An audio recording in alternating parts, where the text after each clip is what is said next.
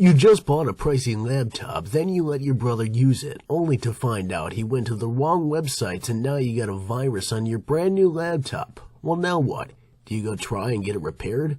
Or do you try and repair it yourself? Now you can't do that because you're not sure how much it's supposed to cost. Well, you're in luck because today if you enter your information below, you will receive a free report answering any question you have on finding someone to repair your computer.